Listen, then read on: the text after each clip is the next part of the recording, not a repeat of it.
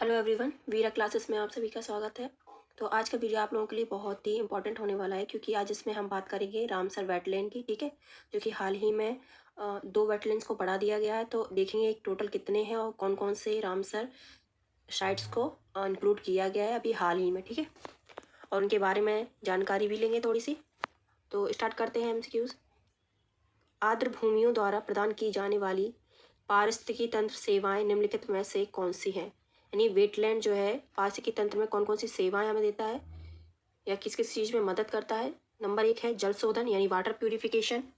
Second है जलभृत पुनर्भरण या फिर कहें जल संचयन, एक्वाफायर रिचार्ज। थर्ड है सूक्ष्म जलवायु विनियमन यानी माइक्रो क्लाइमेट रेगुलेशन। फोर्थ है परिदृश्यों की सौंदर्य वृद्धि। फिफ्थ है तटरेखा कटाव नियंत्रण। तो इसमें से पूछा है कि कौन सा सही है। ऑप्शन है कि कौन सा सही है इसमें से 1 और 3, 2, 3, 4। सी है 1, 3, 4। डी है 1, 2, 3, 4 यानी चारों। तो देखेंगे फर्स्ट है जल शोधन, राइट है ये। ठीक है, ये भी सही है। जलभृत पुनर्भरण थर्ड है। माइक्रो क्लाइमेट विनियमन ये भी सही है। परिदृश्यों की सौंदर्य वृद्धि ये भी ठीक है। तो इसमें से 1, 2, 3, 4 चारों सही है। तो इसका राइट आंसर हो जाएगा डी। ठीक है, अच्छा अभी हम जो बताया है आप लोगों की कौन कौन से रामसर साइट्स को इंक्लूड किया गया है अभी 2 तारीख को। तो इनमें से एक तो है खिजादिया वाइल्ड लाइफ सेंचुरी जो कि 48 नंबर पे आता है। ठीक है, अभी टोटल वैसे देखा जाए तो 49 हो चुके हैं। 49 टोटल रामसर साइट हो चुकी हैं। ठीक है, जिसमें से 47 हैदरपुर है वेटलैंड, 48 है खिजादिया वाइल्ड लाइफ सेंचुरी और 49 है बखीरा वाइल्ड लाइफ सेंचुरी। ठीक है, तो अभी शामिल किया गया है सिर्फ इन दोनों को। अगर हैदरपुर वेटलैंड की बात करें तो ये कहाँ पर है, ये यूपी में है और ह्यूमन मेड वेटलैंड है ये। ठीक है, मानव द्वारा बनाया गया वेटलैंड है। 1984 में से बनाया गया था। और मेन इसका है पॉइंट कि इसमें ये हस्तिनापुर का वाइल्ड लाइफ सेंचुरी है उससे बाउंड्री शेयर करता है। तो ये एग्जाम में पूछते हैं ये किसके साथ बाउंड्री शेयर करता है, कौन सी सेंचुरी के साथ या कौन से नेशनल पार्क के साथ। यूपीएससी ऐसे क्वेश्चन बहुत पूछता है। तो 48 है खिजादिया वाइल्ड लाइफ सेंचुरी जो कि जमुनानगर गुजरात में स्थित है। ठीक है, 1920 में इसको बनाना शुरुआत की गई थी और ये किसके पास स्थित है, कच्छ की खाड़ी में। ठीक है, कच्छ की खाड़ी के पास स्थित है ये खिजादिया वाइल्ड लाइफ सेंचुरी। 49 है बखीरा वाइल्ड लाइफ सेंचुरी, ये बहुत ही इंपॉर्टेंट है, हो सकता है इससे क्वेश्चन पूछ लिया जाए।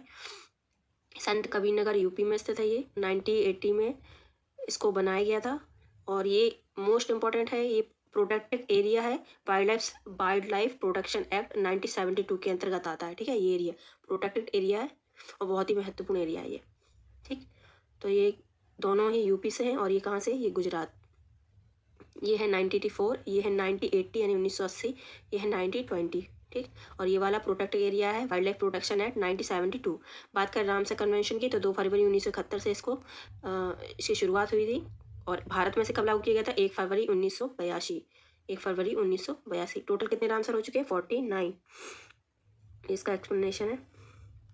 सेकंड क्वेश्चन है निम्नलिखित में से कौन सी झील भारत में रामसर आर्द्र भूमि स्थलों के रूप में नामित नहीं की गई है। ए हरिके झील, बी पुलिकट, सी लोकटक और डी है रुद्रसागर झील। ठीक है, तो क्वेश्चन आंसर बताएं आप लोग। इसका राइट आंसर क्या हो जाएगा, बी पुलिकट झील। आपको कमेंट करके बताना है ये कहाँ पर है। हरिके की बात करें तो ये कहाँ पर है, पंजाब में। लोकटक मणिपुर और डी रुद्रसागर झील कहाँ पर है, ये है त्रिपुरा में। ठीक है, तो ये इसका राइट आंसर है बी पुलिकट झील, ये नामित नहीं है अभी। अगला क्वेश्चन है, थर्ड क्वेश्चन है समुद्री शैवाल संभावित प्राकृतिक उर्वरक हैं। समुद्री शैवाल संभावित प्राकृतिक उर्वरक हैं क्योंकि वे मिट्टी के पोषक तत्वों और अमीनो एसिड से भरपूर होते हैं। सेकंड है वे तटीय प्रदूषण के लिए अति संवेदनशील नहीं होते हैं क्योंकि वे गहरे पानी में पाए जाते हैं। तो इसका राइट आंसर कह रहा है कि इसमें से कौन सा कथन सही है, उपरोक्त में से कौन सा कथन सही है, केवल 1, केवल 2, 1 और 2, इनमें से कोई नहीं। ठीक है, तो इसका राइट आंसर क्या हो जाएगा। पूछा है समुद्री शैवाल संभावित प्राकृतिक उर्वरक है, तो इसका राइट आंसर क्या है, ए वे मिट्टी के पोषक तत्वों अमीनो एसिड से भरपूर होते हैं, तो ये सही है। वे तटीय प्रदूषण के लिए अति संवेदनशील और नहीं होते हैं क्योंकि वे गहरे पानी में पाए जाते हैं, तो ये गलत हो जाएगा। ठीक है, तो इसका राइट आंसर क्या है, केवल ए, केवल फर्स्ट सही है। वे मिट्टी के पोषक तत्व और अमीनो एसिड से भरपूर होते हैं, ये एक्सप्लेनेशन है। देख लेंगे। समुद्री शैवाल में सभी मिट्टी के पोषक तत्व होते हैं, जैसे कि एनपीके होता है ना, ट्रेस तत्वों की एक संपूर्ण श्रृंखला होती है और अमीनो एसिड होते हैं।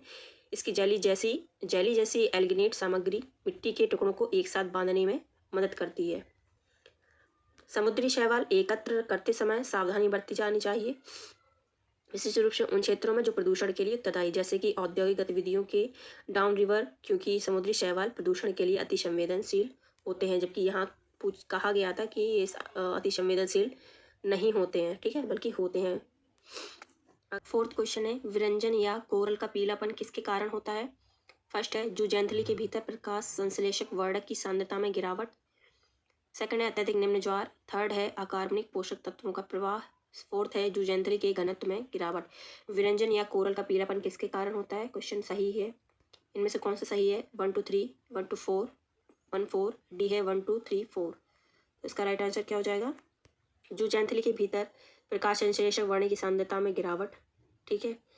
सेकंड है अत्यधिक निम्न ज्वार, ये भी सही है। अकार्बनिक पोषक तत्वों का प्रभाव, ये भी सही है। जूजेंथली के घनत्व में गिरावट, ये भी ठीक है। तो इसका राइट आंसर क्या हो जाएगा? डी। ये दोनों ही, ये सभी कारण हैं कोरल का पीलापन, ठीक है। विरंजन के लिए ये सभी कारण मुख्य हैं। डी इसका राइट आंसर हो जाएगा। 1 2 3 4। अगला क्वेश्चन है, ये देख लेंगे एक्सप्लेनेशन। जूजेंथली यानी कोरल को रंग और उन्हें भोजन प्रदान करता है। जूजेंथली क्या है, क्या करता है? जो कोरल होती है उनको रंग और भोजन प्रदान करता है। प्रवाल विरंजन जो कि ब्लीचिंग जिसे कहते हैं, जब तब होता है जब जोक्साथैला की संख्या में गिरावट होती है और जूजेंथली के भीतर प्रकाश संश्लेषक वर्णक की सांद्रता में गिरावट होती है। इसके बाद प्रवाल विरंजन के कई कारण हैं। अत्यधिक तापमान परिवर्तन होना, अत्यधिक निम्न ज्वार, टेक्टोनिक उत्थान आदि संभावित रूप से विरंजन को प्रेरित करते हैं। ये कई कारण बताए गए हैं। इसके अलावा अवसादन, ताजे जल का प्रदूषण, अकार्बनिक पोषक तत्वों का प्रवाह जैसे कि अमोनिया और नाइट्रेट आदि भी इसका कारण बन सकते हैं, ठीक है। तो ये कारण एग्जाम में पूछे जाते हैं, विरंजन के क्या क्या कारण हैं। फिफ्थ क्वेश्चन है, निम्नलिखित कथनों पर विचार करने हैं। ठंडे जल के कोरल में सामान्य रूप से गर्म जल के कोरल की तुलना में अधिक मात्रा में जूजेंथली होते हैं और रीफ जैसी संरचनाओं का निर्माण नहीं करते हैं। सेकंड है कि ठंडे जल के कोरल गर्म जल के कोरल से भिन्न होते हैं, क्योंकि ठंडे जल के कोरल में प्रकाश संश्लेषण के लिए सहजीवी शैवाल नहीं होते हैं और इनका विकास धीरे धीरे होता है। कह रहा है कि कौन सा इसमें से सही नहीं है? केवल दो, एक और दो दोनों, और डी है न तो एक और ना ही दो। तो इसका राइट आंसर क्या हो जाएगा? कौन सा सही नहीं है? ठंडे जल के कोरल जो होते हैं वो सामान्य रूप से गर्म जल के कोरल की तुलना में अधिक मात्रा में जूजेंथली होते हैं, जूजेंथली जैसे कि अभी हमने बताया था, ठीक है, और रीफ जैसी संरचनाओं का निर्माण नहीं करते। तो ये क्या हो जाएगा? गलत हो जाएगा।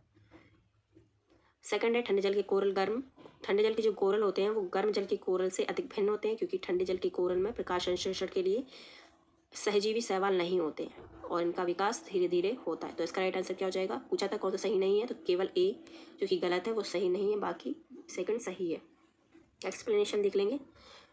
ये एक्सप्लेनेशन आप लोगों के लिए बहुत ही इंपॉर्टेंट है, इससे थोड़ी जानकारी मिल जाती है क्वेश्चन की। कोरल जो महाद्वीपीय मग्न तटों और अपतटीय कैनियन में ठंडे गहरे जल में निवास करते हैं, सामान्यतः 50 से 1000 मीटर से अधिक गहराई तक जोक्सांथली की कमी होती है और वे चट्टान जैसी संरचनाओं का निर्माण करते हैं या ठोस रूप से विकसित हो सकते हैं। सेकंड है ठंडे जल के कोरल गर्म जल के कोरल से अलग होते हैं, क्योंकि उनके पास प्रकाश संश्लेषण के लिए सहजीवी शैवाल नहीं होते, ठीक है, और इनका विकास धीरे धीरे होता है। ठंडे जल के कोरल कार्बनिक पदार्थ और जू प्लांकटन से अपनी सारी ऊर्जा प्राप्त करते हैं, जिससे वे अतीत में प्रवाहित धाराओं से प्राप्त होते हैं। ठंडे जल के कोरल विस्तृत अक्षांशीय क्षेत्र जैसे उष्णकटिबंधीय, ध्रुवीय तथा उथले से गहरे समुद्र तक पाए जा सकते हैं, ठीक है। तो ये हो गया एक्सप्लेनेशन। अब बात करेंगे, हमने कहा था कि रामसर साइट देखेंगे, तो 49 साइट्स हैं टोटल। वीडियो लंबा हो सकता है, फिर भी एक नज़र हम मार लेंगे इस पर, ठीक है। आप कहेंगे तो हम इनका अलग से वीडियो बनाएंगे, डीपली इसके बारे में डिस्कस करेंगे। तो फर्स्ट है कोलेरू लेक जो कि आंध्र प्रदेश में है, दीपोर बील असम, कब्रताल वेटलैंड बिहार में है, बिहार में केवल एक ही है, ठीक है, कब्रताल। खिजादिया जो कि अभी बना है 48 नंबर पे है ये।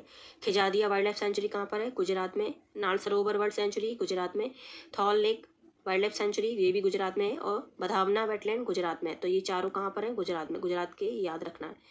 अगला है हरियाणा हरियाणा में 2 हैं, एक तो है विंदावास वाइल्ड लाइफ सेंचुरी और दूसरा है सुल्तानपुर नेशनल पार्क। ये दोनों ही हरियाणा में है। हिमाचल प्रदेश में कौन कौन से हैं? चंद्रताल, पौंग डैम, रेणुका, ये तीनों ही कहाँ पर हैं? चंद्रताल, पौंग डैम और रेणुका, ये है हिमाचल प्रदेश। वुलर लेक जम्मू कश्मीर, होकेरा ऑकलैंड जम्मू कश्मीर। तो जम्मू कश्मीर में कितने हैं? कौन कौन से हैं जम्मू कश्मीर में? वुलर लेक, होकेरा, शुरनसर मानसर और शो मोरेरी लेक। ठीक है, तो ये चारों कहाँ पर है? ये जम्मू कश्मीर में स्थित हैं। और अब बात करेंगे केरला की। अष्टमुडी वेटलैंड, सस्टम कोट्टा और वेम्बनाड कोल, ये तीनों कहाँ पर है? अष्टमुडी, सस्टम के कोट्टा और वेम्बनाड, ये तीनों ही केरला में स्थित है। लद्दाख में केवल एक है शोकर वेटलैंड, ये लद्दाख में स्थित है।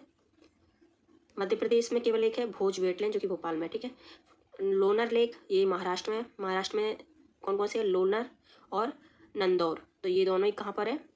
महाराष्ट्र। लोकटक मणिपुर, भीतरकनिका मैंग्रोव उड़ीसा, चिला लेक उड़ीसा और ब्यास कंजर्वेशन रिजर्व कहाँ पर है? पंजाब। हरिके पंजाब। कांजी, ये भी कहाँ पर है? कांजली पंजाब। केशवपुर मियानी कहाँ पर है? पंजाब में। Nangal wildlife sanctuary Punjab. Ropar Punjab में। ठीक है, पंजाब में ये सारे हैं, 6 हैं। ठीक, अगला है राजस्थान। राजस्थान बहुत इंपॉर्टेंट होते हैं।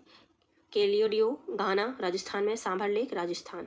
ठीक, अगला है point Calimere wild life, point Calimere wild life and world sanctuary, ये दोनों ही है, वाइल्ड लाइफ भी है और वर्ल्ड सेंचुरी भी है, तो तमिलनाडु में ये। और 36 है रुद्रसागर लेक त्रिपुरा में। बखीरा, जो कि अभी हमने बताया था, ये 49 नंबर पे आता है। बखीरा वाइल्ड लाइफ सेंचुरी उत्तर प्रदेश में है। और ये 38 है हैदरपुर, ये 48 नंबर पे आता है। ये 49 उत्तर प्रदेश। Nawabganj world century Uttar Pradesh. उत्तर प्रदेश के सब याद रखना है अगर आप यूपी पीसीएस का एग्ज़ाम दे रहे हैं। नवाबगंज हो गया उत्तर प्रदेश। Parvati Agra world century Uttar Pradesh. समन वर्ल्ड सेंचुरी, ये भी उत्तर प्रदेश में है। समन, समसपुर, सांडी और सरसई शुर, ये SS नंबर के जितने भी हैं सारे कहाँ पर है? उत्तर प्रदेश में। Upper Ganga river, Brijghat to Narora Uttar Pradesh. 47 है आसन कंजर्वेशन रिजर्व उत्तराखंड में है। और 48 है east Kolkata wetland west Bengal. और सुंदरबन कहाँ पर है? वेस्ट बंगाल। ठीक है, तो 49 हो गए हैं टोटल। ये लेटेस्ट अपडेटेड लिस्ट है रामसर साइट्स की। ठीक है, तो फिलहाल इस वीडियो में इतना ही, मिलते हैं अगले वीडियो में। Thank you.